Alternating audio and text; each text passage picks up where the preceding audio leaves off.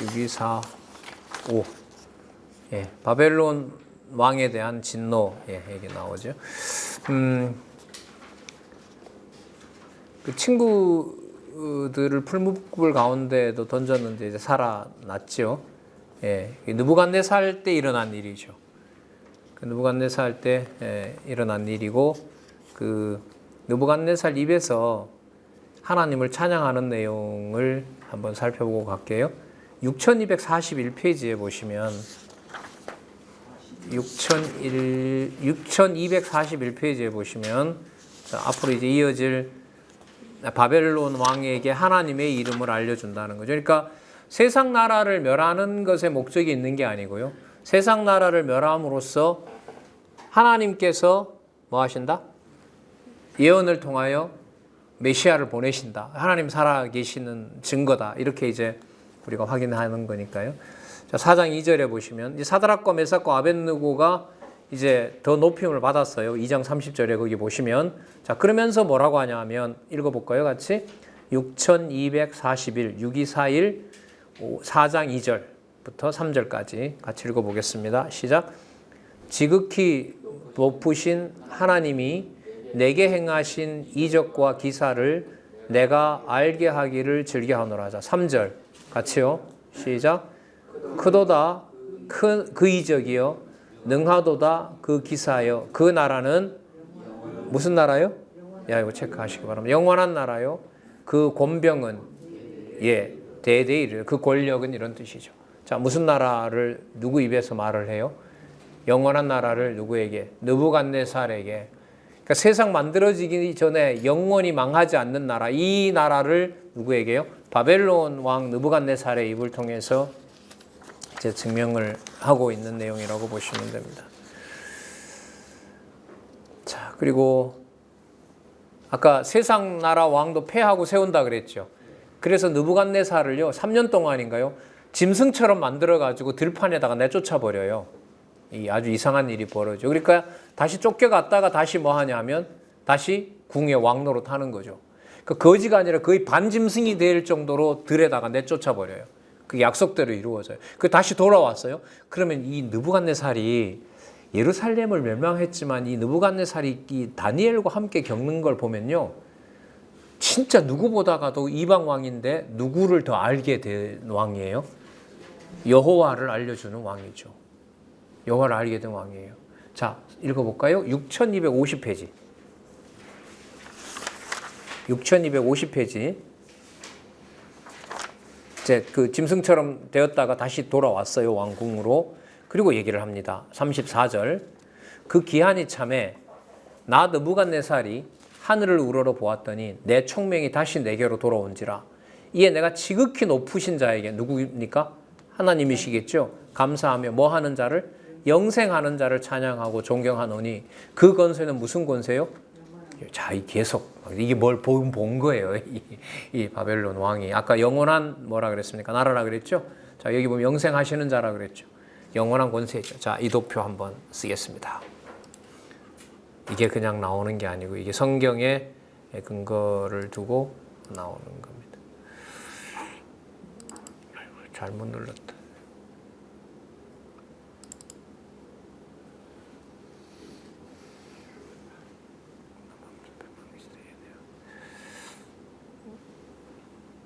오늘은 여기 있네요. 죄송합니다. 조금 얘기하는 거 요거예요. 자, 느부갓네살에게 하나님이 아까 무슨 나라 보여줬다 그랬죠? 아까 무슨 나라? 예? 영원한 나라 맞죠? 자, 영원한 나라를 보여줬어요. 그 다음에 짐승처럼 갔다가 돌아왔어요. 그리고 바벨론 왕 입에서 얘기가 나와요.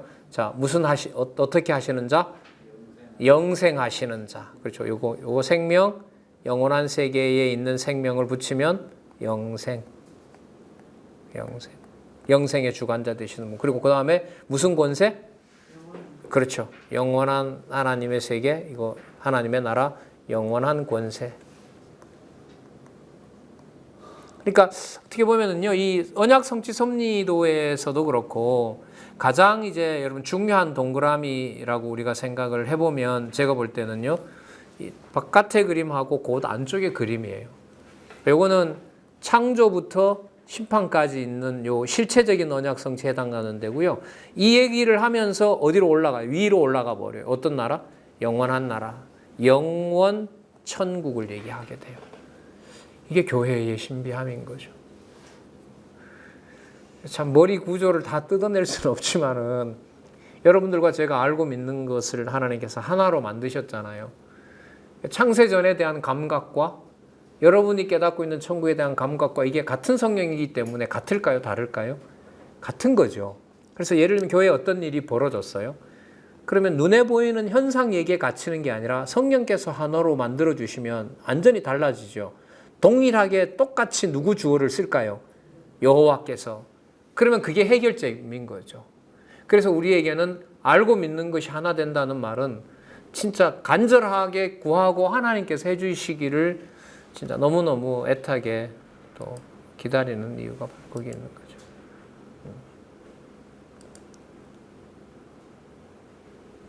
자, 계속 볼게요. 느부갓네살이 이제 갔다 와서 하는 말이죠. 35절에 보면 34절 같이 한번 읽어보겠습니다. 시작. 그 기한이 참에 나 느부갓네살이 하늘을 우러러 보았더니 내 총명이 다시 내게로 돌아온지라. 이에 내가 지극히 높으신 자에게 감사하며 영생하는 자를 찬양하고 존경하였노니 그 권세는 영원한 권세요 그 나라는 대대에 이르리로다. 읽었네요. 35절 한 절 더 읽겠습니다. 땅의 모든 거민을 없는 것 같이 여기시며 하늘의 군사에게든지 땅의 거민에게든지 그는 자기 뜻대로 행하신나니 누가 그의 손을 금하든지 혹시 이르기를 내가 무엇을 하느냐 할 자가 없다. 그러니까 자기가 왕인데도 하나님 왜 이렇게 합니까? 따질 일 수가 없다는 거죠. 그러니까 하나님의 이게 여러분 시가서가 전제가 되죠. 여러분 지금 느부갓네살이 얘기하는 이 짧은 구절에서 하나님의 5대 속성이 뭐가 드러나는지 한번 여러분들 생각해 보세요. 전능성 드러납니까? 안 드러납니까? 뜻대로 하시는 하나님 나오죠. 자, 신실성 나옵니까? 안 나옵니까? 나오죠. 3년 동안 짐승처럼 굴다가 다시 왔잖아요. 약속한 대로. 그래서 왕노릇 하게 하고 하나님 알게 하잖아요. 주권성 들어갑니까? 맞죠. 하나님 방식대로 하잖아요. 영원하신 분 맞죠. 오늘 영생은 거의 도배가 됐는데요. 자비성 맞아요? 맞죠. 누구도. 이방도 뭐가 되는 거죠? 하나님의 영원한 자비 속에 사랑 속에 들어와 있는 거죠. 그러면 짧은 구절 속에 뭐가 다 들어와 있다? 하나님의 5대 속성이 다 드러난다. 그러니까 하나님의 이름이 기억난다는 건 막연한 게 아닙니다. 5가지 속성이 드러나는 거죠. 자, 바벨론 왕국이 약속대로 망합니다. 5장 1절에 보면 왕 이름이 나오죠. 누구예요? 벨사살 왕이죠. 6255페이지 그 오른쪽 면에 제일 밑에 줄에 보면 벨사살 왕 이렇게 해서 밑에 뭐가 나오죠? 538년이라고 나오죠. 찾으셨어요? 538년. 아까 그 여러분들 느부갓네살 왕이 605년이니까요. 이 바벨론 제국이 100년을 못 갑니다. 바벨론 제국은 하나님이 약속하신 70년이라고 보시면 돼요. 그러니까 누구 일을 하고 끝난 거예요? 하나님 일을 하고 끝난 게 되는 거죠. 저 미국은 언제까지 버틸까요? 장로님 어떻게 예언하세요? 예. 제가 볼 때는요. 성경 신학이 흥하고 부패하는 것과 연관이 있지 않겠나. 근데 진짜 간절한 소망인데 북한 성도들 작년 연말에 그 선교지 보니까 그 파악되는 주소로 지금 15만 정도입니다. 근데 놀라운 소식을 제가 들었는데요. 성경 가지고 못 다니잖아요, 북한은. 그럼 이쪽에 중국 쪽에서 갔어요. 그럼 성경책 가지고 있잖아요. 함부로 돌려 읽을 수 없잖아요. 내가 받았던 것은 그 자리에 앉아서 거의 다 가지고 있는 동안 외워버립니다. 로마서 외우는 사람은 한둘이 아닙니다. 근데 제가 들었던 안타까운 소식은 뭐냐면 알기는 아는데 뭔 말인지 모르겠다는 말이 나와요. 그 어려운 상황인데도. 그래서 한 10개짜리 이거 소장님 보고 한 10개짜리 제작하시라고 이제 계시는 동안 북한 성도들에게도 과거에 그 한평 되는 그 EBS에서 하신 적이 있다고 했으니까 그거 생각하시면서 부탁드릴 의향도 있고 저도 물론 만들 의향이 있고 여러분들 만드셔도 되고 북한 선교에 관심 있으시면 10시간 쫙 펴놓고 그 동포 생각하면서 만들어서 USB 만들어서 4월달 바람 불 때 갔다 강화도쯤에 가서 날리고 싶은 마음도 있습니다. 아마 저는 뭐 제 지금 하고 있는 일 마치면 국내에서 가장 서두르고 싶은 일은 좀 그쪽인 것 같아요. 북한 선교 쪽에 해서. 그런데 그 나이 7, 80대 분들이 여러분 찬송가 300곡 있죠? 찬송가는 기본적으로 가지고 다닐 수 못하잖아요. 찬송가 50곡은 다 기본이에요. 다. 야, 진짜 하나님 섭리가. 그리고 그 젊은 30대 이런 할아버지 때부터 아버지 때부터 믿어온 애들 있죠. 거의 뭐 성경 10편도 거의 다 외운대요. 10편. 그리고 외워놨던 것을 뭐 하느냐? 노트에 적는데요. 그걸 돌려서 읽는다 그러더라고요.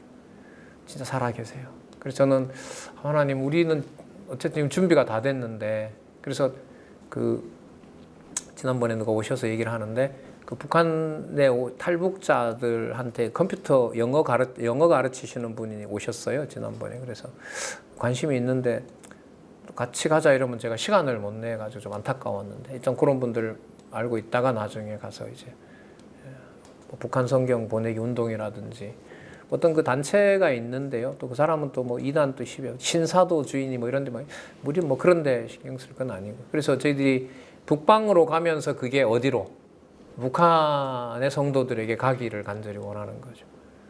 그 오시는 분 얘기 들어보면 그 2시간이 아니라 40분만 가면 북한하고 인접해 있다고 그래요. 그래서 그런데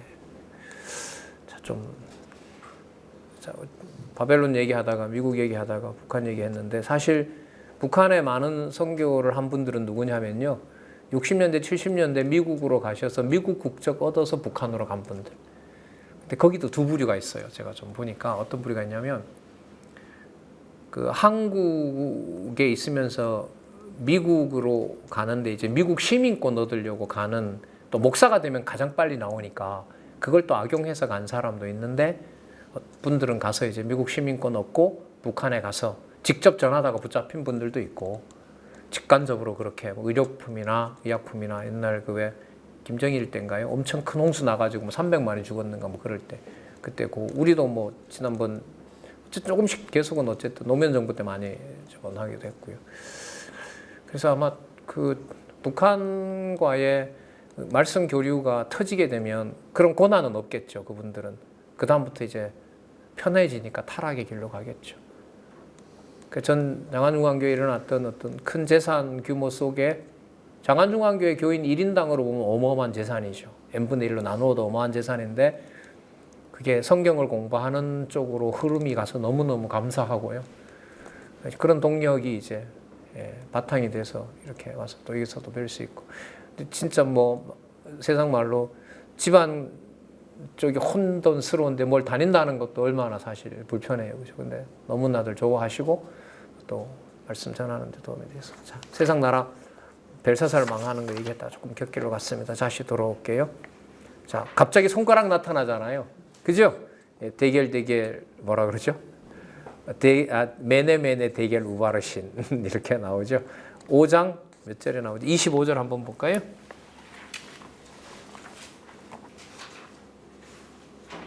(5장 25절)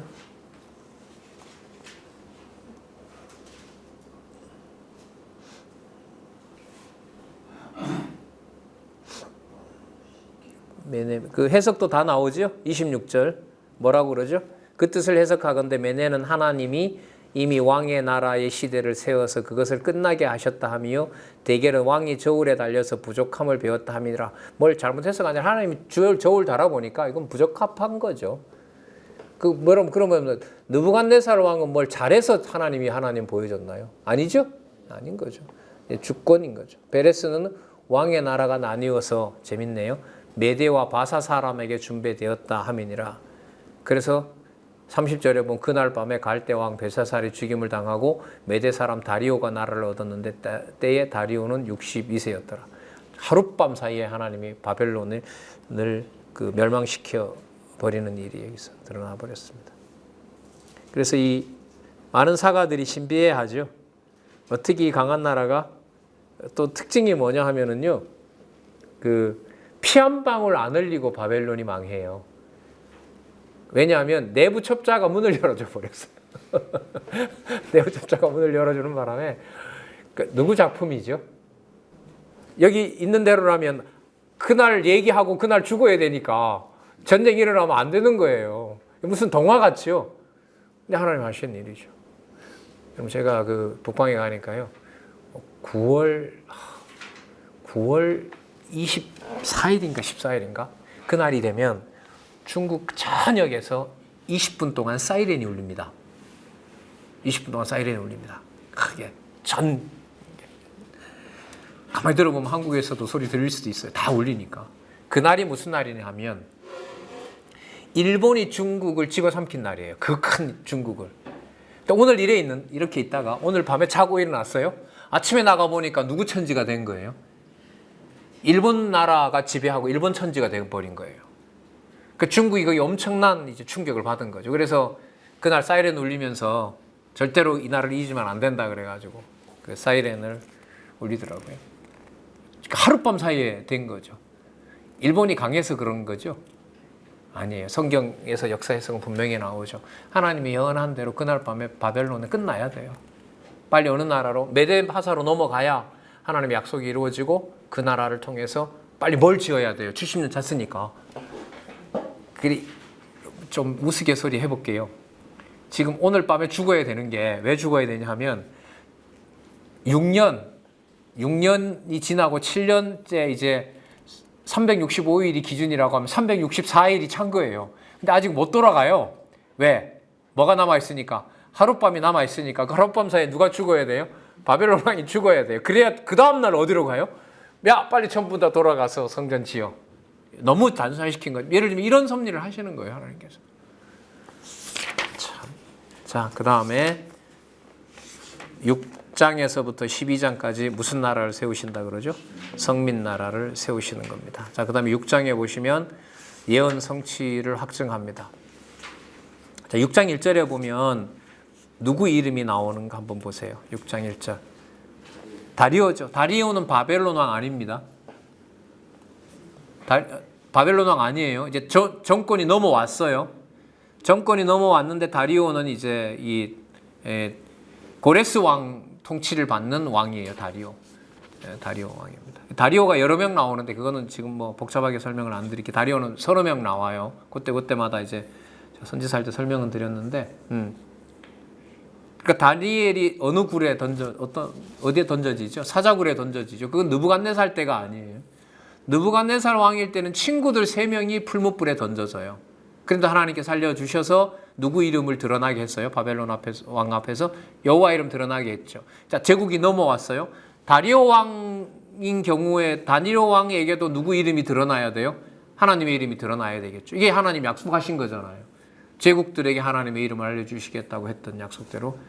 자, 그런데 6장 1절에 보면 다리오가 자기의 심원대로 방백 120명을 세워, 여러분 이게 바로 120도입니다. 에스더에 가면 아하스웨로 왕이 120도를 다스렸다 이렇게 나오죠. 이게 바로 페르시아가 나누어 놨던 지역 구분이에요.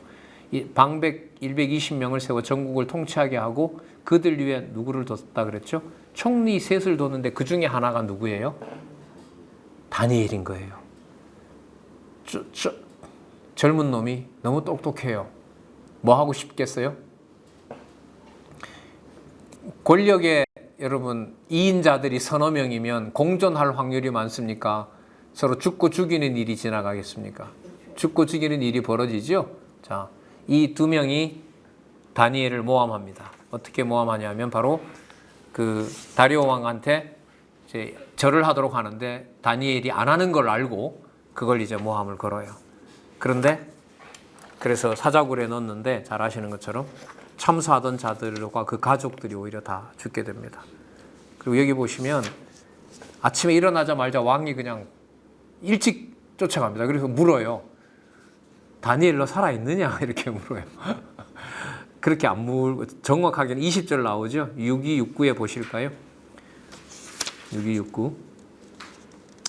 다니엘의 든 굴에 가까이 이르러서 슬피 소리질러 다니엘에게 물어가로되 사시는 살아계시는 하나님의 종 다니엘아 너의 항상 섬기는 네 하나님이 사자에게서 너를 구원하시기에 능하였느냐? 자, 주체가 누구죠? 이 지금 다리오 왕이 얘기하는 것이 다니엘에게 말을 하지만 사시는 살아계시는 하나님의 종 다니엘아 이러면서 누구를 기억해요? 하나님 기억하죠. 그 다음에 너가 항상 섬기는 내 하나님이 또 여호와를 소개하죠. 그럼 아까 느부갓네살에게 소개했던 것처럼 어느 나라 왕에게도 메대 나라 다리오에게도 여호와의 이름을 소개하는 겁니다. 이게 여러분 무슨 나라를 세워지는 증거입니까? 그렇죠. 성민나라 세우는 증거입니다. 그러니까 성민나라를 세운다는 게요. 꼭 무슨 어떤 공간과 장소에 세워지는 그게 아니에요.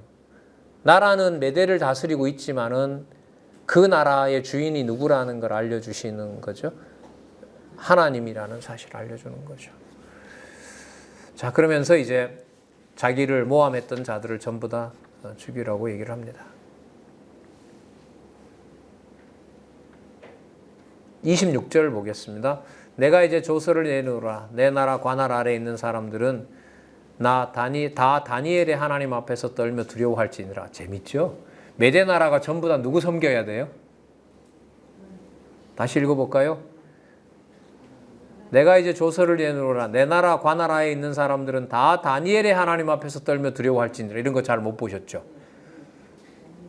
다리오 메대 나라는 누구를 섬겼어요? 다니엘 있는 동안은 적어도 하나님 섬긴 거죠. 약속한 거 맞죠? 장로님 아까 제시하셨던 그 외에 있는 보통 그 외국에 소속되어 있지만은 그 이스라엘 사람들이 거하는 지역에 와서 살던 사람들, 나무하고 빨래하고 했던 사람들 있죠? 그 사람들 보통 외인이라 그래. 근데 지금은 확대를 어디로 시켜버렸어요? 거기 와 사는 사람들이 아니라 어디까지? 바깥에 있는 외인들까지도 누구 이름을 불러요? 여호와 이름을 부르게 하신다는 거죠. 그는 살아계신 하나님이시요 영원히 변치 않으실 자시며 그 나라는 뭐하지 않는다? 망하지 아니할 것이요 그 권세는 뭐한다? 무궁하다. 그는 구원도 하시고 건져내기도 하시며 하늘에서든지 땅에서든지 이적과 기사를 행하는 자로서 다니엘을 구원하여 사자의 입에서 벗어나게 하셨습니다. 이 다니엘이 다리오 왕의 시대와 바사 사람 고레스 왕의 시대에 형통하였더라. 다리오 왕 다음에 이제 페르시아가 통합이 되거든요. 그때 고레스 때까지. 그러니까 이게 지금 여기 보면요. 바벨론 70년은 포로 생활이 아니라 엄밀하게 말하면 누구에게 누구 소개하러 가는 거죠? 이방인에게 누구 소개하러 보낸 여호와를 소개하러 보낸 어떻게 보면 사자인 거죠. 계속 보겠습니다. 7장 627이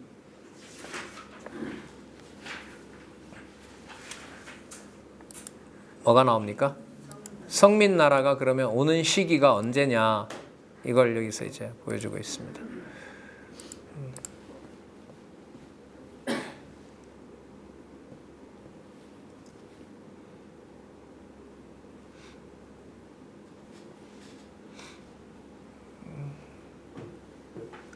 자, 살펴보도록 하겠습니다. 여기죠? 여기 성민나라의 건국. 자, 요 구조 한번 보시기 바랍니다. 자,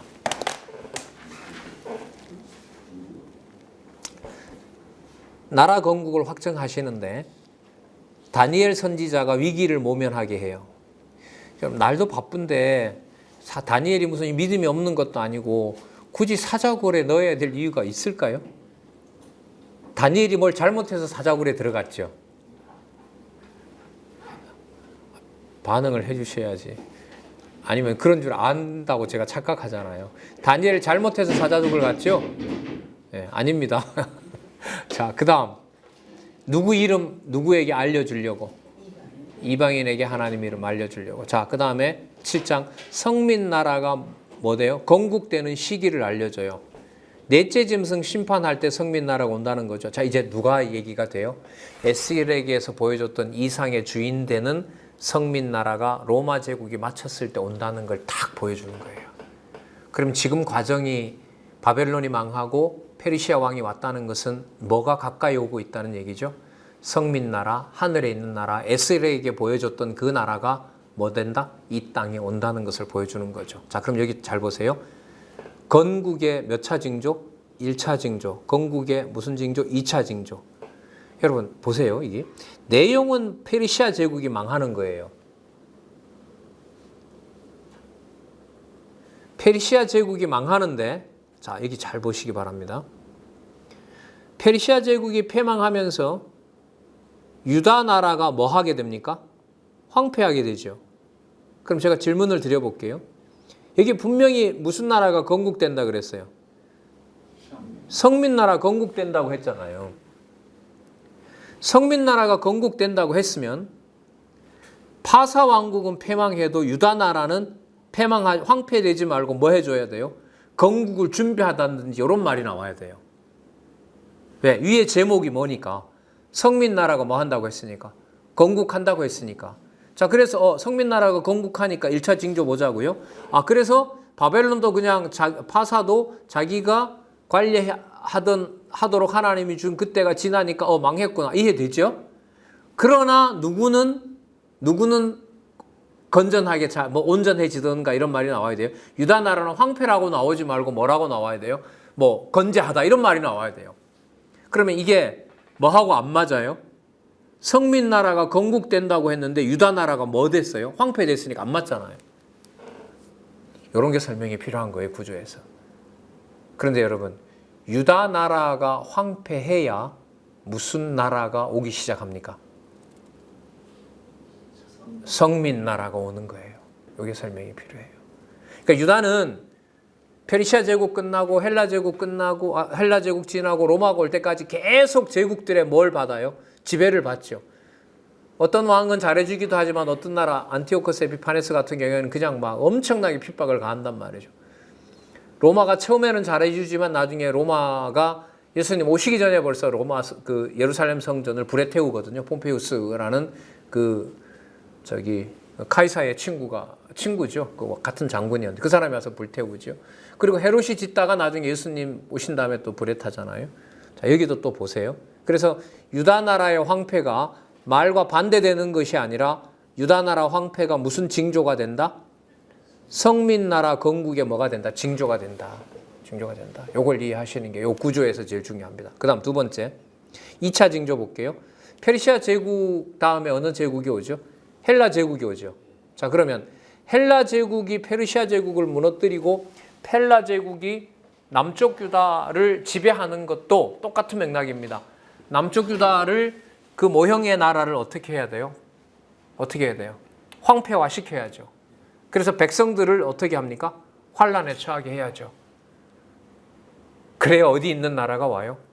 황폐되지 않고 환란을 당하지 않는 나라, 그 나라가 에스겔서의 수리 살펴봤잖아요. 에스겔서에서 그 준비된 나라가 오는 거죠.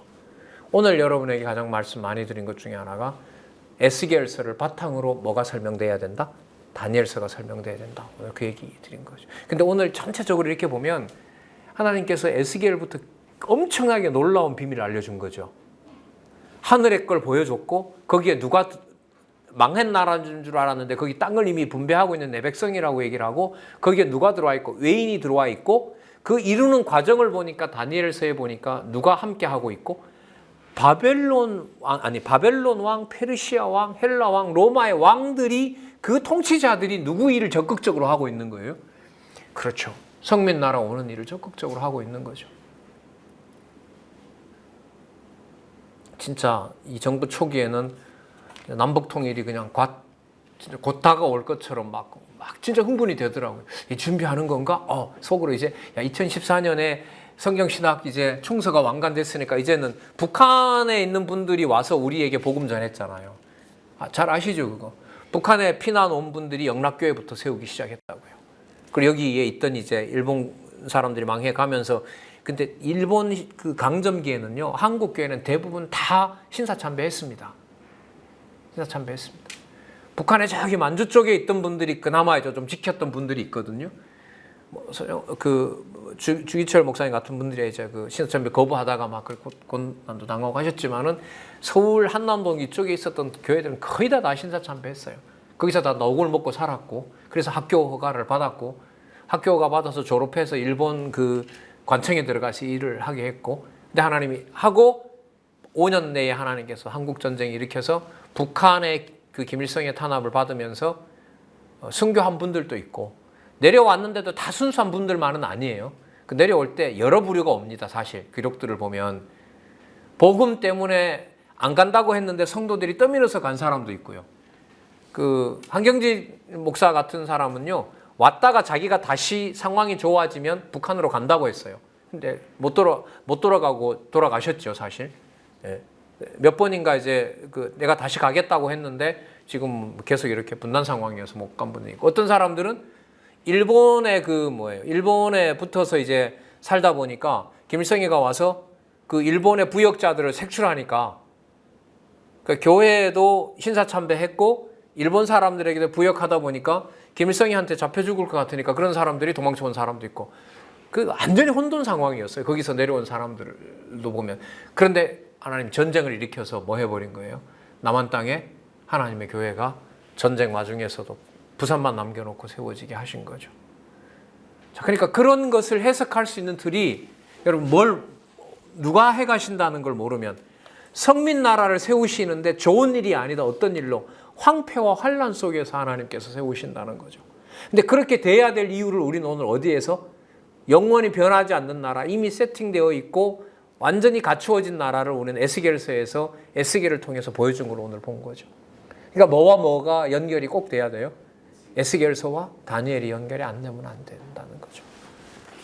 자, 오늘 그 말을 자, 7장 성민 나라의 시기를 요 도표 보고 말씀을 드렸습니다. 그러면 이렇게 볼게요. 자, 이 두 가지를 같이 정리할게요. 유다가 황폐하는 것을 보고 유다 백성이 계속해서 제국에게 환란을 당하는 거 보면 무슨 나라가 오는 증거다? 자, 이게 어떻게 사람이 생각할 수 있냐는 거죠. 나라가 망했는데 너는 나라가 회복됐다고 보냐? 이 말이 안 되잖아요, 세상에서는. 세상이 이렇게, 교회가 이렇게 어려운 건데 그걸 하나님의 사랑과 은총으로 볼 수 있느냐? 그건 말이 그런 거고 이렇게 되는 거죠, 일상사에서는. 자, 보도록 할까요? 성민나라와 관련해서 하나님께서 다니엘에게 다시 한번 하나님의 살아계신 걸 보여주세요. 여러분 7장 1절 보면 재밌는 상황이 벌어져요. 이게 막 왔다 갔다 하는데, 여러분 아까 그 6장에 보면 벨사살 왕이 죽었죠. 근데 7장 1절에 보면 벨사살 때 일어났던 일을 또 한 번 거론합니다. 바벨론 왕 벨사살 원년에 다니엘이 그 침상에서 꿈을 꾸며, 자, 그럼 이게 무슨 순서가 아니에요? 다니엘 순서가? 시간 순서가 아닌 거죠. 자, 아까 그러면 벨사살은 왜 얘기했어요? 약속한 대로 바벨론 제국을 내가 망하게 된다는 걸 보여주기 위해서 벨사살에게 하나님께서 나타나신 거고, 지금은 벨사살 때 다니엘에게 보여줬던 꿈이 있어요. 그 꿈의 내용이 뭐냐 하면, 자, 여기 보세요. 무엇을 준비하는, 성민나라 건국을 준비하는 것과 관련된 내용을 누가 있을 때 보여줬다는 거죠? 벨사살 때 보여준 거죠. 자, 그래서 이게 벨사살이 다시 나온다고 보시면 돼요. 자, 7장 14절 볼까요? 6273.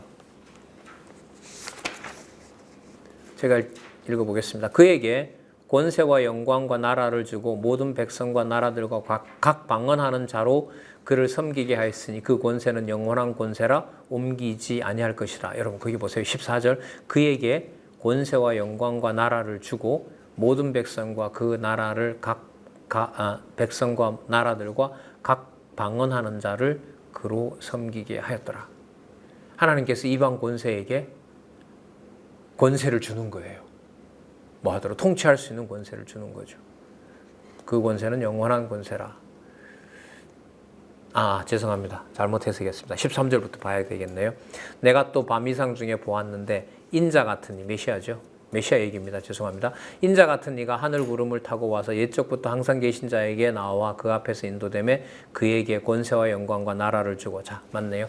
인자 같은 이, 장차 오실 메시아에게 뭘 준다는 거죠? 권세와 영광과 나라. 그러면 이 권세와 나라는 어느 제국과 비교할 수 없어요? 이방 제국과 비교할 수 없는 거죠. 이 소개를 이미 우리는 에스겔서에서 받았다는 거죠. 자, 확인했습니다. 자, 그래서 넷째 짐승인 로마 제국이 망할 때 그리스도가 오신다는 얘기를 하고 있습니다. 자, 6283 성민나라의 1차적 징조 아까 말씀드렸죠. 자, 여기 이 부분 한번 볼까요? 자, 건국의 1차 징조 페르시아 왕국이 망했다. 그러므로 유다 나라가 형통하다가 아니라 유다 나라가 뭐 된다? 황폐화된다. 그러면 이렇게 되는 거겠죠. 세상 나라도 멸망시키고 그림자인 나라도 멸망시켜 가면서 진짜 에스겔에게 이미 보여줬던 나라를 그리스도가 오셔서 뭐 하시는 걸로? 세우시는 걸로 철저하게 준비하고 있는 거죠. 자, 그럼 이쯤에서 우리 한번 또 점검하고 갈까요? 이런 과정을 모르고 마태복음부터 천국 복음을 듣는 것하고 이 과정을 알고 천국 복음을 듣는 것하고 차이가 적을까요? 많을까요? 많죠. 예수님이 저는 처음에 많이 예수님 스스로 만들어낸 줄 알았어요. 진짜 복음이라고 하기 때문에. 아니더라고요. 자, 성민나라 1차적 징조. 자, 넘어가겠습니다. 8장 파사제국의 패망. 자, 그 다음 넘어갑니다. 9장 6위 9위에 보시면 어느 나라의 황폐? 유다 나라의 황폐. 자, 그럼 이거 어떻게 생각하세요? 그 에스겔서 후반부에 국토 분배한 거 우리 기억나시죠? 그게 보면 유다 나라를 중심으로 해서 12지파가 다 분배받고 있잖아요. 그게 어디에 있는 나라예요? 하늘에 있는 나라죠. 그죠? 근데 지금 땅은 바벨론 제국 때부터 유다 나라는 계속해서 뭘 지배당하고 있어요? 뭐 하고 있죠? 지배당하고 있죠. 그럼 이 두 가지를 어떻게 연결시키면 될까요? 우리가 지금 해나가는 과정으로 보면 실제로 지상에서 일어나는 일은 유다 나라가 고난을 당하는 거죠. 근데 에스겔에게서 보여준 분배된 땅을 보면 그 나라는 절대로 뭐 할 수 없는 나라예요. 망할 수 없는 나라죠. 그럼 두 가지를 연결을 시키면 이렇게 되겠죠. 지상에 있는 유다 나라는 실체입니까? 그림자입니까? 그림자죠. 그럼 그림자가 사라지면서 뭐가 와야 돼요? 실체가 와야겠죠. 그럼 지상에 있는 유다 나라가 황폐화되는 것이 아니라 잘 보세요. 우리가 왜 고린도전서에 보면 육신의 몸을 나중에 생명이 집어삼킨다 그러죠. 자, 그러면 잘 보세요. 로마 제국의 지배를 받고 있는 유다 나라가 상황이 딱하잖아요. 로마의 지배를 받으니까. 그런데 에스겔서에 있는 걸 가져오면 실체인 하늘에 있는 나라가 와서 이 유다 나라가 황폐해진 나라, 또 유다 나라를 지배하고 있는 그 나라를 뭐 해버리는 거예요? 하늘에 있는 나라가 와서 덮어버리는 거예요. 집어삼키는 일인 거죠. 그러면 유다 나라가 망한 겁니까? 유다 나라에게 보여주고자 했던 실체가 성취된 겁니까? 성취된 거죠. 이렇게 보시면 이건 이원론이 아니에요. 한쪽을 쓸어버리고 한쪽을 버리는 게 아니라 있던 나라를 무엇으로? 새 것으로 전부 다 바꿔버리는 엄청난 일이 벌어졌다고 보시면 되죠. 그게 바로 무엇의 의미냐? 여기 있는 대로요. 무엇의 의미냐면 그게 바로 황폐가 아니라 뭐의 징조가 맞다? 뭐의 징조가 맞다? 그렇죠. 성민나라가 건국되는 징조다. 이건 너무너무 중요합니다. 자, 어제 그림 기억나시는지 모르겠네요. 뭐 안에 뭐가 있지만 그것은 어디에 속한 것이 아니다? 인간 안에 생기가 있지만 생기는 생명의 근원이 되신 누구에게 있다? 하나님에게 있다. 똑같은 거예요. 자, 옛사람은 후패하나 무엇은? 속사람은 날로 뭐하도다? 새롭도다. 맞죠? 고린도후서에 나오잖아요. 자, 그래서 지금 이 구조도 무슨 구조를 설명하는 근거가 된다? 다니엘서의 성민나라 오는 구조를 설명하는 데 도움이 된다. 자, 그래서 9장의 내용을 보시면 되고요. 자, 넘어가겠습니다. 10장.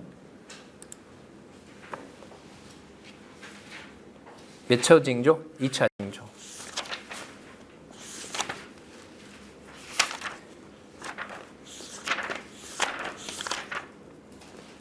성민나라 2차 징조. 자, 헬라군이 진입합니다. 그 헬라군이 진입한다는 말은 헬라군이 어느 나라를 일단 집어삼키는 거죠?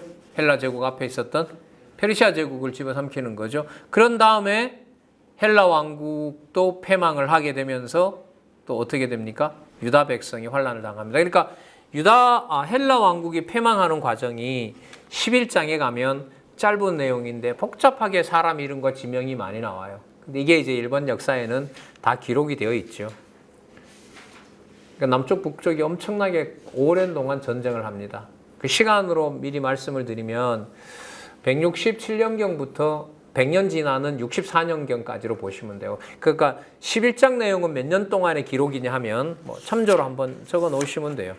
100년 동안에 일어날 일들을 예언해 주시는 거예요. 여기 한번 보세요.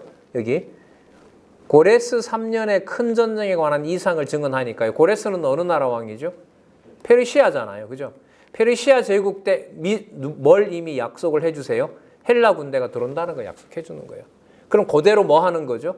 이루어진 거고 또 이루어진 다음에 또 뭐가 헬라 왕국이 패망한다는 것도 고레스에게 보여준 대로 다 이루어지는 거라고 보시면 돼요. 자, 그래서 11장 내용의 그 제목 옆에다가 헬라 왕국의 패망인데 이게 한 100년 사이에 일어날 일이라고 보시면 돼요. 100년 사이. 그럼 165년경에서 100년을 잡으면 몇 년이 되죠? 65년이죠. 65년에 로마의 폼페이우스가 와서 뭘 불태우느냐? 예루살렘 성전에 불을 놓습니다. 윤곽만 놔두고 형체만 놔두고 불을 질러요. 그런데 진짜 보세요. 폼페이우스가 와서 예루살렘 성전을 불에 태우는 게 에스겔서에 약속되어 있는 나라가 오는 걸 연관시키면 죄송합니다. 좋은 일이에요? 나쁜 일이에요? 좋은 일이죠. 뭐가 와야 되는 거니까. 그렇죠. 성민나라가 와야 되니까. 어디에서 보여준? 에스겔에게서 보여준 나라. 이렇게 되는 거예요. 이 그림 잘 그리기 힘들어요. 그런데 맞아요. 아무리 봐도 맞아요. 이렇게 보셔야 돼요. 이렇게 보셔야 이 연결이 되고요. 여기 나와 있는 환란이나 이런 게 인간 중심적인 개념이 되는 게 아닙니다. 자, 6, 3, 2, 5 볼까요? 유다 백성의 뭐가 나와요? 환란 나오죠? 환란 당하는 것이 성민나라가 오는 증거가 됩니다. 자, 마지막 부분 한번 읽어볼까요? 6328 6328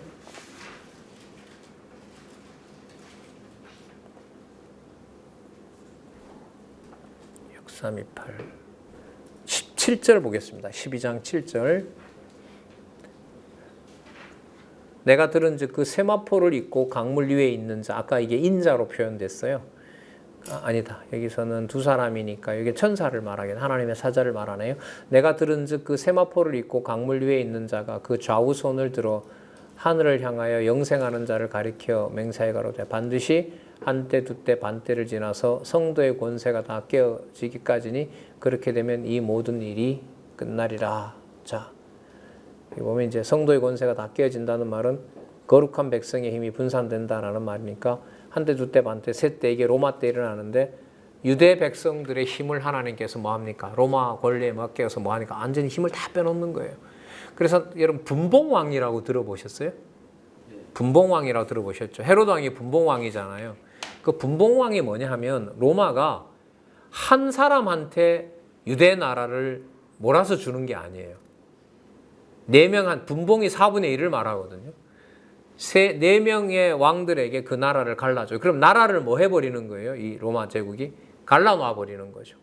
그러면 갈라놓는다는 말은 나라에 왕이 하나가 있어야 되는데 4명이라 되니까 상황이 나쁜 거잖아요. 백성들은 더 고통스럽고 자기네들끼리 경쟁해야 되고. 자, 그런데 그 모든 상황이 바로 무슨 나라가 오는 증거가 된다? 성민 나라가 오는 증거가 됩니다. 자, 다음 주 큰일 없으면 또 토요일 날 와서 뵙는 걸로 하고요. 여러분들 좋아하시는 숙제를 하나 드리고 갈까요? 다니엘서 뒷부분에 성민나라 뭐죠? 성민나라 제목이 성민나라 건국. 자, 여기서는 성민나라 세우심이죠. 성민나라 세우심에 대한 요 구조를 일단 잘 보셔야 돼요. 건국 확증, 성민나라 건국. 자, 건국 과정인데 뭐가 나오죠? 황폐가 나오죠. 건국 과정인데 뭐가 나와요? 환란이 나오죠. 자, 요 구조를 생각하시면서 이것하고 소선지서의 구조하고 관계가 있는지를 한번 구조를 놓고 가만히 보세요. 소선지서 12개죠. 12개 하나로 모아졌는데 12권의 특징이 있습니다. 양분되어 있어요. 뭐하고 뭐 하는 걸로? 패망과 회복으로 되어 있어요. 자, 그런데 우리는 다니엘서 우리가 이미 뭘 봤냐 하면 패망이 아니에요. 유대 나라가 황폐화되는 게 유대 나라를 끝장내려는 게 아니라 그림자를 뭐가 와서 덮어버리는 거라 그랬죠? 그림자가 와서 뭘 덮어버리는 거예요? 그림자를 뭐가 덮는 거죠? 실체가 와서 덮는 거예요. 이걸 꼭 생각을 하셔야 돼요. 그래야 어디로 넘어가서 소선지서 12권을 이 각도에서 볼 수가 있는 거죠. 그럼 이렇게 되겠죠. 다음에 와서 설명드리겠지만 다니엘서를 설명하려면 뭐가 전제가 돼야 되고 에스겔서 후반부가 반드시 연결이 돼야 되고 소선지서 12권을 설명을 하려면 다니엘서 후반부 구조가 반드시 들어가야 되고 이렇게 된다고 보시면 돼요. 그래서 페이지가 붙는 게 맞아요. 말로만 페이지 붙인다고 할 수가 없어요. 공부하고 지켜가고 싶은 우리로서는 장 집사님도 저희들 세대인데 해야 될 공부가 직장 생활이든 어떤 상황이든 상관없이 어쨌든 우리에게 주어진 것은 하나하나 연구하고 고민하고 또 같이 이렇게 연구하고 이것이 전부라고 저는 생각을 해요. 그게 무슨 인간적인 권위가 따로 있고 누구는 맨날 받기만 해야 되고 전해야 되고 이 구조도 하나님께서 넘으시게 하리라고 봅니다. 그래요. 좀 어수선한 상황인데 그래도 우리는 이렇게 너무 좋은 환경에서 진짜 한 6시간 동안 너무나 놀라운 걸 많이 확인했습니다. 자, 약속을 못 지켜서 죄송합니다. 12권을 다 나가지 못해 죄송하고요. 다음에 올 때 12권과 13권을 가져오셔서 구약 전체를 일단 정리하는 걸로 살펴보고 공부하는 걸로 그렇게 하겠습니다. 질문 있으시면 하시고 없으면 기도하겠습니다. 기도하겠습니다. 하나님 아버지 감사합니다. 좋은 시간 주시고 감당할 수 없는 하나님 놀라운 진리를 밝혀주셔서 감사합니다. 하나님 그렇게 무섭고 큰 나라들 가운데 포로로 잡혀가게 하셨습니다. 그러나 그 유다 백성들 속에서 지도자들을 선별하셔서 여호와를 소개하는 놀라운 장면을 하나님 살펴봤습니다. 하나님 대한민국이라는 나라, 하나님 대한민국 교회 전체 인구로 보면 하나님 얼마 되지 않는 나라입니다. 그러나 여러분들과 함께 공부하면서 죄 지체들과 함께 진리의 말씀을 나누면서 우리에게 맡겨주시고 또 우리에게 보여주신 바가 얼마나 큰 것인가 하나님 아버지 보고는 있고 하나님 듣고는 있지만은 감당할 수가 없습니다. 하나님이 뜻하신 바가 분명히 있어서 이 순천의 하나님의 귀한 남중교회를 허락해 주셨습니다. 어느 시간 어느 때가 될는지는 모르겠사오나 하나님 정해놓은 그 시간까지 진리의 말씀을 수호하고 지키고자 하는 주의 성도들이 항상 그 자리에서 지켜나갈 수 있도록 힘과 또 용기와 지혜와 총명을 주시고 받은 바 진리의 말씀, 창세전 하나님의 정하신 말씀, 지금도 영원한 생명이 공급되는 이 놀라운 자리 속에 저희들을 모두 보호해 주시고 지켜주시옵소서. 만나지 못했던 귀한 지체들에게도 하나님께서 한없는 지혜와 사랑으로 돌봐주셔서 처한 곳에서도 하나님 말씀 생각날 수 있도록 귀한 은총 베풀어 주시기를 간절히 소원합니다. 다시 만난 날까지 하나님께서 지켜주시기를 원하오며 예수님의 이름으로 기도드렸습니다. 아멘.